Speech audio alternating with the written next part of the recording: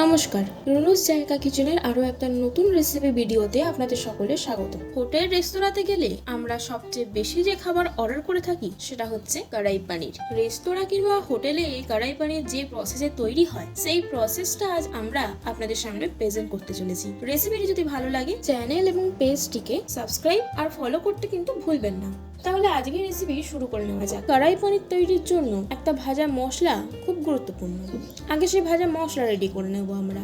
একটা কড়াই ভালো করে গরম করে নিয়ে তাতে 1 চামচ গোটা জিরে, 1 চামচ গোটা ধনে, 12 থেকে 15টা গোলমরিচ, 2টো শুকনো লঙ্কা দিয়ে দিলাম। কিছুক্ষণ নেড়েচেড়ে নেওয়ার পর 1 চামচ পরিমাণ মৌরি অ্যাড করে দিতে হবে। যেহেতু আমাদের বাড়িতে গোটা মৌরি অ্যাভেলেবেল ছিল না, আমরা মৌরি গুঁড়ো ব্যবহার করেছি। 1 চামচ পরিমাণ মৌরি গুঁড়ো দিয়ে দিলাম। উপকরণগুলো ভালো করে ভেজে নিতে হবে। এখন এতে সামান্য পরিমাণ লবণ অ্যাড করে দিলাম। লবণ দেওয়ার মূল কারণ হচ্ছে ভাজা মশলাগুলো যাতে ওভারকুক না হয়ে যায়। প্রায় 1 মিনিট মতো আমরা ভাজা মশলাটা ভালো করে ভেজে নিয়েছি। ভাজা মশলাগুলো ঠান্ডা হয়ে গেলে গুঁড়ো করে নেব।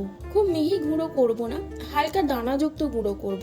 ভাজা মশলা আমাদের কমপ্লিট। এখন আমরা একটা কড়াইয়ে 1 চামচ পরিমাণ বাটার গরম করে তাতে লাল ক্যাপসিকাম, হলুদ ক্যাপসিকাম, সবুজ ক্যাপসিকাম, চেরা কাঁচা লঙ্কা, পেঁয়াজ একে একে দিয়ে ভেজে নেব। সবার প্রথমে আমরা কিউব করে কেটে রাখা পেঁয়াজগুলোকে ভেজে নেব। পেঁয়াজ 1 থেকে 1.5 মিনিট ভালো করে ভেজে নিতে হবে। কিছুক্ষণ ভেজে নেওয়ার পর তাতে গ্রিন ক্যাপসিকাম অ্যাড করে দিলাম। গ্রিন ক্যাপসিকামও 1 থেকে 1.5 মিনিট ভালো করে ভেজে নিতে হবে। কিছুক্ষণ ভেজে নেওয়ার পর বাকি উপকরণগুলো দিয়েও মোটামুটি 1 থেকে 1.5 মিনিট সমস্ত উপকরণগুলোকে ভালো করে ভেজে নিতে হবে। খেয়াল রাখবেন যাতে ক্রাঞ্চিনেসটা নষ্ট না হয়ে যায়। সবজি ক্রাঞ্চি ভাবটাই কড়াই পনিরের জন্য ইম্পর্টেন্ট। এখন সবজিগুলোতে কিছু স্পাইসেস অ্যাড করতে হবে। একে একে ধনে গুঁড়ো, শুকনো লঙ্কার গুঁড়ো, হলুদ গুঁড়ো দিয়ে দিলাম।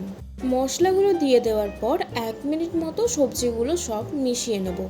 কিছুক্ষণ নাড়াচাড়া করে নেওয়ার পর আমরা যে ভাজা মশলা আগে রেডি করে রেখেছিলাম সেই ভাজা মশলা 1 চামচ পরিমাণ এখানে দিয়ে দিলাম। ভাজা মশলা অ্যাড করে আমরা হালকা হাতে আবারও মিশিয়ে নেব। কিছুক্ষণ মিশিয়ে নেওয়ার পর আমরা সবজিগুলো অন্য একটি পাত্রে রেখে দেব। সবজিগুলো রেডি করে নেওয়া আমাদের কমপ্লিট। এখন পনিরের প্রিপারেশনটা নিয়ে নেওয়া যাক। ওই কড়াইতেই পরিমাণ মতো বাটার গরম করে নিয়ে তাতে কিউব করে কেটে নেওয়া পনিরগুলো আমরা দিয়ে দিলাম। হালকা হাতে পনিরগুলো আমরা কিছুক্ষণ ভেজে নেব। কিছুক্ষণ ভেজে নেওয়ার পর তাতে স্বাদ মতো লবণ, শুকনো লঙ্কার গুঁড়ো এবং আমরা প্রথমে যে ভাজা মশলা তৈরি করে রেখেছিলাম সেই ভাজা মশলা দিয়ে দিলাম।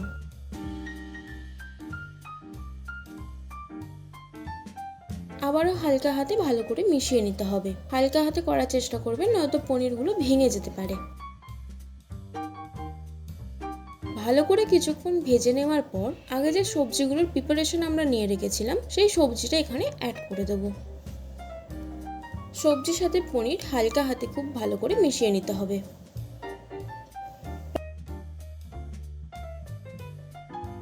প্রায় 2 মিনিট মতো আমরা সমস্ত উপকরণগুলো নেড়েচেড়ে মিশিয়ে নেব।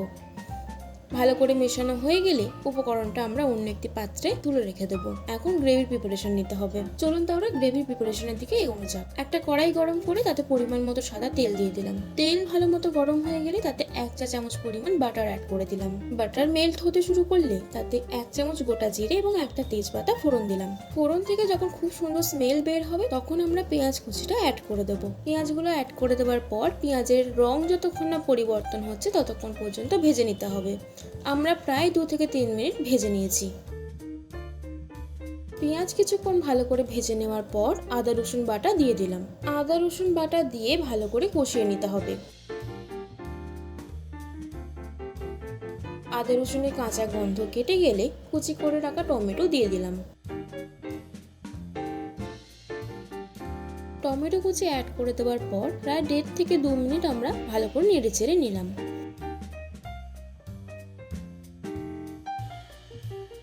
কিছুক্ষণ নেড়েচেড়ে নেওয়ার পর স্বাদ মতো লবণ দিয়ে দিলাম। টমেটোর মধ্যে লবণ অ্যাড করলে টমেটো খুব তাড়াতাড়ি গলতে শুরু করে। লবণ অ্যাড করে মিশিয়ে নিয়ে আমরা কিছুক্ষণের জন্য ঢেকে দিলাম। 2-2.5 মিনিট পর ঢাকা সরিয়ে দিলাম। টমেটো বেশির ভাগই গলে এসেছে। আলতো হাতে নাড়াচাড়া করে নিলাম। আপনারা চাইলে টমেটো পিউরির ব্যবহারও করতে পারেন, অথবা টমেটো কুচি আর টমেটো পিউরি দুটোরই ব্যবহার করতে পারেন। আমরা কুচি ব্যবহার করেছি। কিছুক্ষণ নাড়াচাড়া করে নেওয়ার পর আমরা কাঁচা লঙ্কা কুচিগুলো দিয়ে দিলাম। আবারও হালকা হাতে নাড়াচাড়া করে নেওয়ার পর কিছু মশলা এখানে অ্যাড করে দেবো। তার মধ্যে সবার প্রথমে দেবো হচ্ছে শুকনো লঙ্কার গুঁড়ো, ধনে গুঁড়ো, জিরে গুঁড়ো, হলুদ গুঁড়ো। মশলাগুলো অ্যাড করে দেওয়ার পর ভালো করে কষিয়ে নিতে হবে। ততক্ষণ পর্যন্ত কষাতে হবে যতক্ষণ না তেল আলাদা হয়ে আসছে।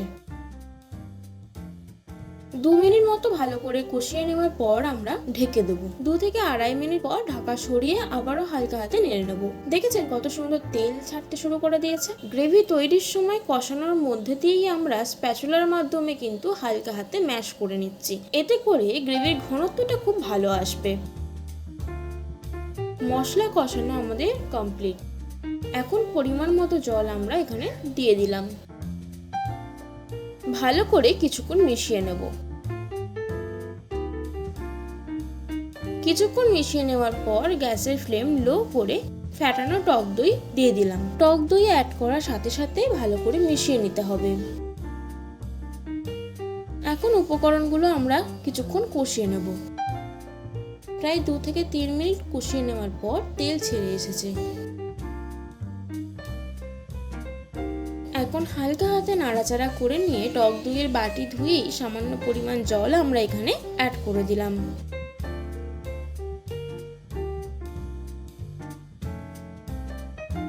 কিছুক্ষণ কষিয়ে নেওয়ার পর স্বাদ ব্যালেন্স করার জন্য আমরা 1 চামচ পরিমাণ চিনি দিয়ে দিলাম। চিনি অ্যাড করে আবারও কিছুক্ষণের জন্য ঢেকে দেব। কিছুক্ষণ পর ঢাকা সরিয়ে হালকা হাতে নেড়েচেড়ে নিয়ে 1 চামচ পরিমাণ কাসুরি মেথি এবং পরিমাণ মতো ভাজা মশলা দিয়ে দিলাম। দিয়ে আবারও ভালো করে মিশিয়ে নিতে হবে।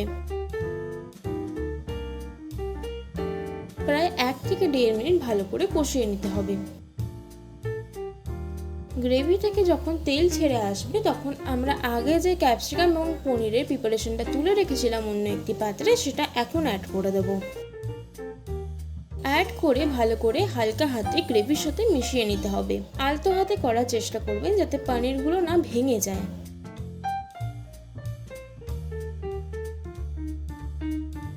পনির আর সবজিগুলো গ্রেভির সাথে ভালো করে মিশিয়ে নেওয়ার পর 2 চামচ পরিমাণ ফ্রেশ ক্রিম আমরা এখানে দিয়ে দেব।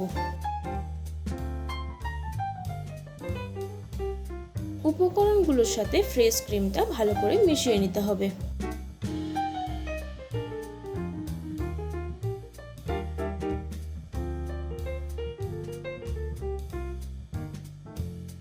আজকের রেসিপির প্রায় শেষ পর্যায়ে আমরা চলে এসেছি।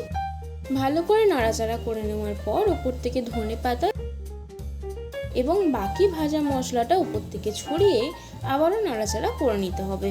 উপকরণগুলো একসাথে ভালো করে মিশিয়ে নিতে হবে। উপকরণগুলো ভালো করে মিশিয়ে নেওয়া হয়ে গেলেই আমাদের আজকের রেসিপি একদম কমপ্লিট। আমাদের আজকের রেসিপি কড়াই পনির রুটি, নান, বাটার নান, লাচ্চা পরোটা সবের সাথেই ভীষণ মানানসই। আমাদের আজকের রেসিপি আপনাদের কেমন লাগলো কমেন্টে অবশ্যই জানাবেন। যদি ভালো লাগে লাইক, কমেন্ট, শেয়ার করে দেবেন। চলুন ফেরত আসি পরিবেশনের পর। বাড়িতে ট্রাই করে আমাকে জানাতে ভুলবেন না কিন্তু। ধন্যবাদ।